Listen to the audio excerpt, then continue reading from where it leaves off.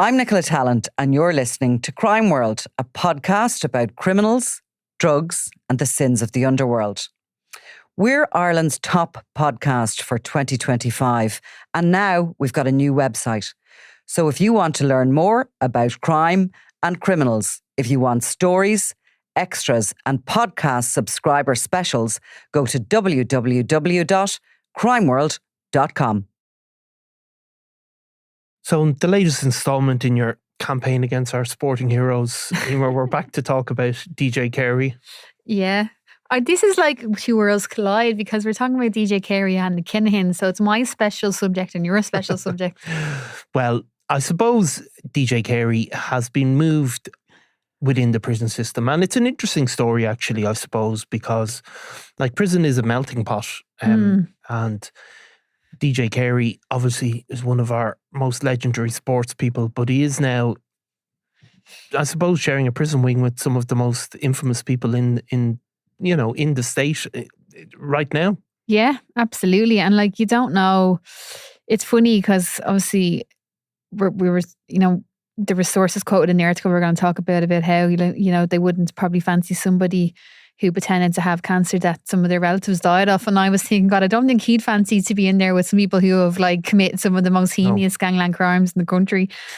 So let's remind us what DJ Carey is in there for, even if everybody does probably remember some of the details anyway. Yeah, so basically he was jailed for, he got 5.5 years, probably won't serve that full time, but essentially fraud charges. He scammed 22 victims. There's believed to be more, but basically 22 victims out of around €400,000 by pretending he had cancer and saying that he needed treatment. And obviously he used his absolute, I suppose, adoration that he had from being one of the greatest hurlers of all time.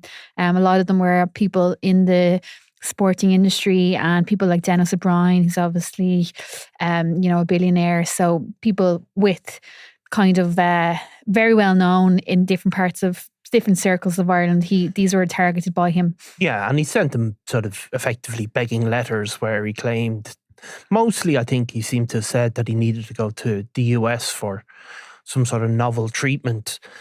I mean, the curious bit about the DJ Carey story is you never fully get a sense of what's going on with him, do you? For what his motivation was. Yeah. I mean, often when people like that come to court, you hear, well, he had a gambling addiction, or, he had this in his childhood, or this had happened to him in his life. But with DJ Carey, you never really get a sense. I mean, did he just wanted to spend the money? No, well, it was referenced about, obviously before this came to light, he kind of had been, there was not in the same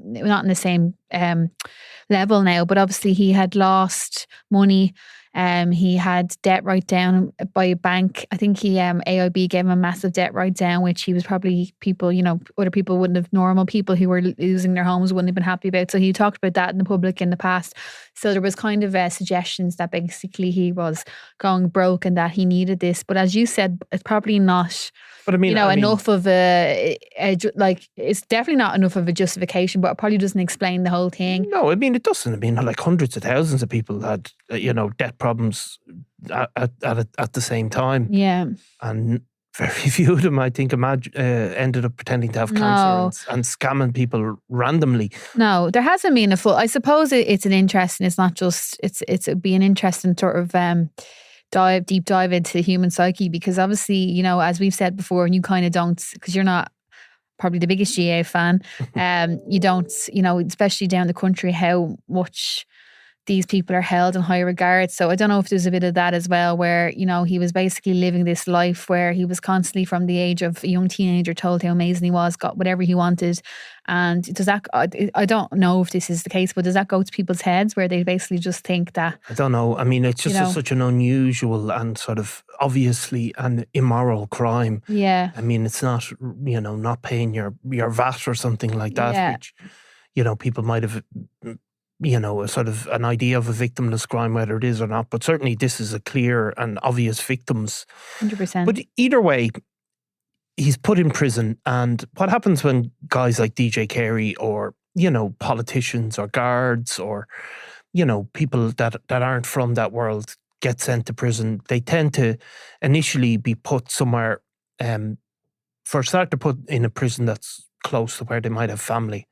So he was put in Mountjoy. So probably one of the Dublin prisons would be as close to Kilkenny as the Midlands or anywhere. And then he was put on what's called the progression unit, which would be a kind of, I suppose, there'd be prisoners who are about to be released in that.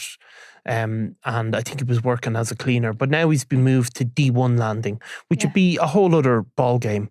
Absolutely. So who is he? We have the names of a few people that he's staying with, including Mr. Nobody. Yeah, Mr. Nobody. And so we actually obviously done, as part of the Special Bomber podcast, we had a big ride through on Declan Brady, because he was obviously one of Thomas Bomber Kavanagh's guys in Ireland. And I suppose, as one of the top guards had recently said to us in an interview, crime gangs need guys like these, because he basically went under the radar for years and years, and he was a logistics manager for the Kinahans, and he was called Mr. Nobody for that reason. He was ultimately caught because there was a massive firearms haul discovered in Greenogue Industrial Estate in Rathcoole in Dublin. And he was linked to that. He was jailed for that. But then since he was been jailed, he's also pleaded guilty to money laundering offences and for facilitating a gang to try and kill Niall Duckhead Kieran, who was a friend of Jerry Hutch's in 2016. So he's basically serving 3 really serious gangland offences. And he's one of the guys on the D1 landing that DJ Carey will be sharing space with. Now, he's also in with 2 of the Wilsons. And the Wilsons... Luke and Keith Wilson are 2 members of a very notorious crime family. Keith is the brother of Eric Lucky Wilson, and they were both basically hitmen for hire operating out of Dublin. Yeah, Luke Wilson was shot in the eye before, wasn't he? So he's got a visible injury there, but he was basically, he's in jail. He's serving, I think, 11 years for firearms offences, but he was one of the guys who tried to carry out a hit on a Hutch associate. This was in 2017, so this was at the height of the Hutch-Kinahan feud, and he was caught in relation to that. And then obviously Keith Wilson, he murdered, was Daniel Gaynor. You probably know more about that. Yeah, well, Daniel Gaynor was a sort of a dissident-linked hitman himself, and Keith Wilson was the younger brother of Eric Lucky Wilson. And the 2 brothers worked together as hitmen for hire. I mean, Eric Lucky Wilson would be arguably the most prolific hitman in of the 21st century in Ireland. I mean, he was connected to up to 12 murders. He ultimately fled to Spain, but Daniel Gaynor was shot dead as part of this kind of feud that the Wilsons got locked into with the real IRA and Alan Ryan. Daniel Gaynor had been suspected of carrying out a hit for the other side, and Keith Wilson shot him dead. I mean, both the Wilsons have been from Ballyfermot. They have another cousin, Alan Wilson. Luke Wilson would have been their nephew, and Alan Wilson obviously would also be convicted in connection with the same offence as Luke. He was part of that hitman. But all 4 of them were, really, really feared guys. I mean, very unusual sort of characters. I mean, they those sort of pure hitmen for hire are not common. No. Now, Alan wasn't particularly, involved in accused of a really gruesome crime. He was accused. Mario Rostas. Yeah, he was accused of the Mario Rostas murder, where she was a young Roma girl, really a teenager, who was sort of abducted and ultimately buried in a shallow grave in the mountains. But Alan Wilson went on trial and ultimately was cleared of that murder. But Keith Wilson would be one of those people that would have had a very feared reputation. I mean, the sort of direct opposite to DJ Carey, obviously. He would have, Keith Wilson, at the time that DJ Carey would have been at his peak in his 20s, Keith Wilson would have been in the very different sort of side of life at the same age. Now, another guy that they're in with is a guy called Douglas Glynn. from the North Inner City who is also serving a sentence for his role in the plot to murder James Mago Gately. Yes, so this was obviously one of the failed. Mago Gately was shot in another instance, but this is one of the failed plots where they obviously. I think this is the one involving Eimear Rackets, wasn't it? Where they plotted to kill him. He was obviously best friend of Gary Hutch. Douglas Glynn was from the North Inner City, which is obviously where the Hutches and Mago Gately would have grown up as well. But he was sort of, as well as being involved in this plot, he also would have kind of been running one of the drug networks in the inner city for the Kinahan Cartel. And obviously this was one of the stories of how, former friends turned on their neighbours basically at the height of the feud. So yeah, Douglas Glynn would have been quite a significant character, but again he would have been a bit of a Mr. Nobody. He wouldn't have had that sort of public profile that some of them would have had, but he would have been a more trusted kind of lieutenant, somebody who sort of ran the logistics of the business in the North Inner City. And remember, there was these kind of Kinahan cells, I suppose, operating sort of in and around the Hardwick Street area. He would have been very close to them, including people like Ross Browning and Gary Finnegan. He would have been a long-term associate of them. Yeah. Now, what else do we know about DJ Carey's time in prison? I mean, he has, certainly initially, he would have been on this kind of progression unit. Yeah, where he would have, and he would have spent maybe a lot of time in sort of, he wouldn't have had mixed with the general population. No, his job initially was, he is a cleaner, as you said, and his job was initially cleaning out. There's holding cells where people come in, and then they're processed after a day or two, and then they're moved on. So he had his job, where reportedly was to go in and clean out these cells each morning before the prisoners are brought in. And he was actually being held in one of those cells himself. So that obviously would have been part of that. And now he's been moved on to the Kinahan wing. As far as we know, he's still working as a cleaner, but as has kind of been said in Robin Schiller's article, it's not for any particular reason. They just happened to move him in there. They moved him around. Obviously, the D1 landing has hit the headlines in the past for fights among Kinahan prisoners and things like that. But there doesn't seem to be any particular reason why they moved him there. But it remains to be seen if he'll stay there. Obviously, he's a non-violent prisoner, so generally they would move you after a couple of years to a different prison, maybe an open prison if he behaves. So yeah, I mean, he probably, if you're looking at an open prison, possibly Shelton Abbey would be close. I mean, he probably would have to do a couple of years in Mountjoy. I mean, it's not like, there's Kinahan prisoners there, but they will be kept separate from other feuding prisoners, but they don't want just all gangland people, obviously. No. In the same place. No. Now, DJ Carey hasn't applied for any appeals, as far as I know, of any of his sentence. No, not as far as I know. And I suppose there's sources, saying to us that he has expressed regret at what happened. So I don't know whether that's part of him taking it on the chin or whether is that to come, or, generally they do seem to kind of take their time with these appeals, don't they? And, sometimes people use them just as an excuse to do something while they're in prison. So it remains to be seen. But no, not that we're aware of. He hasn't looked for that.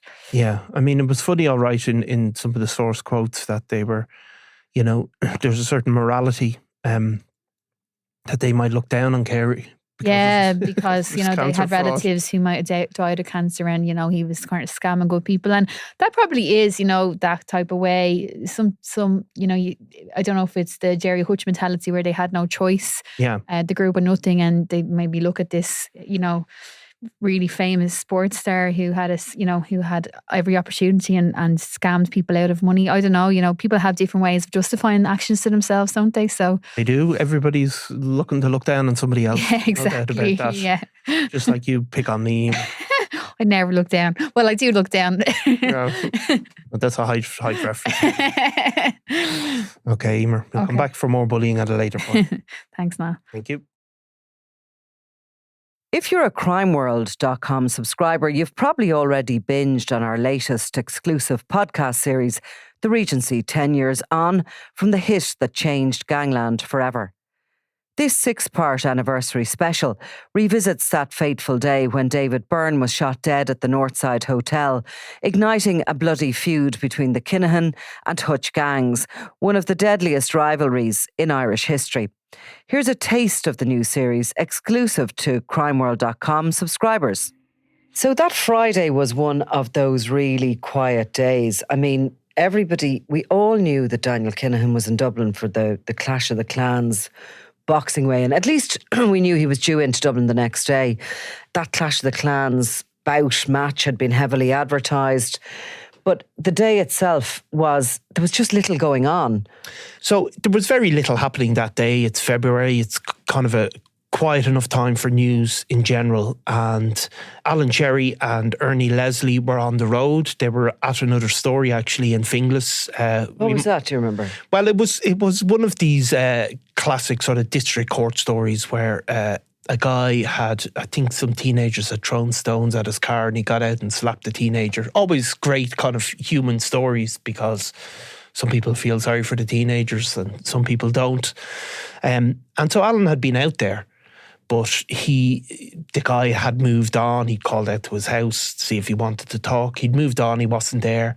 And we discussed going to the Regency earlier. And I said, look, just go along and see what happens. Divert there. We obviously weren't expecting anything. And obviously that point of Alan being there would be the subject of conspiracy, but we'll get into that at a later point. For sure.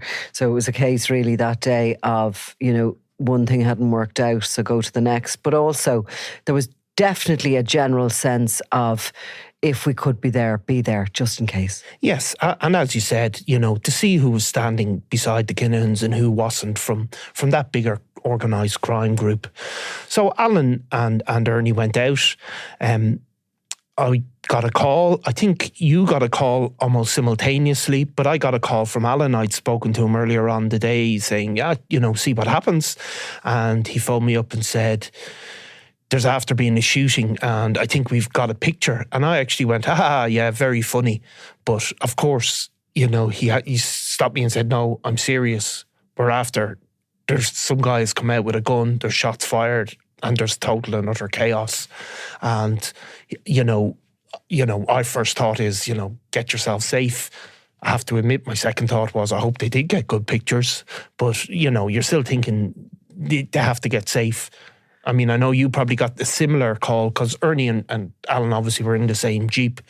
And of course, Ernie's the guy taking the photographs, yes. So he's on the phone to me. So I actually had gone for a pizza for lunch and I had come back over to the office and the phone rings and it was Ernie. And I answered and he was panicked on the other end of the phone. This was real high octane stuff. And he's still trying to take photos. He's trying to tell me what's happened. He's told me he thinks he's got a good one of one of the shooters as they were running from the scene. He was trying to call up the photograph on the back of his camera. Yeah. Because it would have taken him a while to get it onto a screen, but he'd also sent it into the office. Yeah. You know what I mean? So he was kind of in the middle of doing a number of things. And as I was on the phone to him from memory, the photograph came into the office and we put it up on the big screen.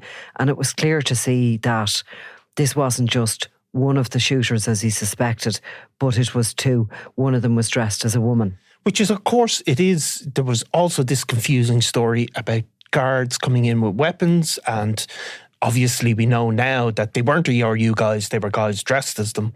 But Alan was telling me this, there was talk of these guards, and then obviously there was, the crowd fleeing from the scene. So it was all confusing. But as you said, Ernie had taken a picture of the back of his camera. People will know what the photographer's cameras look like, and they have a little digital screen. You don't see it in great detail, but we knew this is a once-in-a-lifetime photograph has been gotten. Yeah, as soon as it came in. And of course, look, the newsrooms aren't as busy as they used to be. They used to be very busy, buzzy places with phones ringing everywhere. And it felt like a proper newsroom that day. I remember everybody's phone was going. People were hearing little bits about it. The news was starting to break about it. And of course, we were there sitting in the office with this photo. There's that sort of news sense in you that you want to run this. Yeah. And at the time, we weren't putting stuff up online. This would have been held for the paper on the Sunday, and this is a Friday afternoon.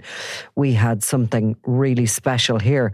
But we also, I think, knew the guards were going to be desperate for that picture because they were two gunmen running from a scene of a crime. So it was a very compromised situation, and there was a bit of arguments going on, and there was voices were raised. Totally. I mean, because it is complex. I mean, normally the journalism likes to keep itself separate from the Gardaí investigations. So Garda investigations go on and journalism reports on them. But obviously then you're put in this compromising position because you have guys running out visibly with handguns in their hands. And, they're obviously then disappeared into the ether. And you have to have a discussion about what is your civic responsibility in terms of, do you help the guards? You don't want these armed gunmen to run down the street and kill another few people. So it was a complex one, and people were aware straight away that the guards are going to want these pictures and want to use it for their purposes. And we also have our purposes, which is to tell what happened and to report on the news. So there was a conflict straight away. From my memory, as the afternoon went on and I was talking to contacts and to other people who were involved in crime journalism, etc., it became apparent that there were no guards at the weigh-in. That in actual fact, the guards didn't seem to be there at all. They were called literally by the hotel and had arrived in response to what had already gone on. Of course, David Byrne had been shot dead in the reception of the hotel. We were getting photographs in later in the day, which showed a very shocked-looking Liam Byrne standing outside the hotel, his hands in his pockets, standing beside his cousin Liam Rowe, another significant cartel member. There was no sign of Daniel Kinahan. I was getting calls from people who were telling me that these professional killers had been flown into the country and had already been flown out. There was rumours, there was spin, and also there was the general, I suppose, conversations in regards to, oh my God, what is going to happen next? I mean, all anyone knew for sure was something was going to happen. David Byrne was a very, very senior lieutenant. He was also from criminal royalty from the Byrne family. His brother-in-law is Thomas Bomber Kavanagh. His brother is Liam Byrne, and he's very much at the heart of the Kinahan Cartel. We knew from the beginning that this attack had occurred as part of the rivalry between the Kinahan and Hutch factions of what was once the one organisation. And I think everybody was really trying to predict what this might lead to, but nobody could have guessed. Nobody could have guessed. And of course, those rumours straight away went around. It was straight away focused on the Hutch gang. But at this time, if you remember, while there had been other incidents, for example, an attempted hit on Jerry Hutch in Lanzarote, those incidents weren't always public. People were straight away thinking this isn't the type of normal organised crime operation. They were looking at the weapons, saying, is there a paramilitary organisation involved here? Nobody knew fully. And of course, what people did fear straight away was, no matter what, people knew how big and how powerful the Kinahans had become, and the likelihood of them not striking back was inevitable. That blood was going to flow. That bit absolutely 100%. But at that very early stage, I recall contacts of mine suggesting that the Hutches were an army. Did they have the backing of the dissidents? Was this going to, were they going to be very heavily armed because of that? They had contacts in the north. It was like as if people were trying to size up how two Premiership teams were going to play against one another. That's what it felt like. You've been listening to an extract from The Regency, 10 years on from the hit that changed gangland forever. Visit crimeworld.com and subscribe to hear the full series now. And you'll also get exclusive access to our other podcast deep dives on the Dapper Don, Christy Kinahan, Thomas Bomber Kavanagh, and more.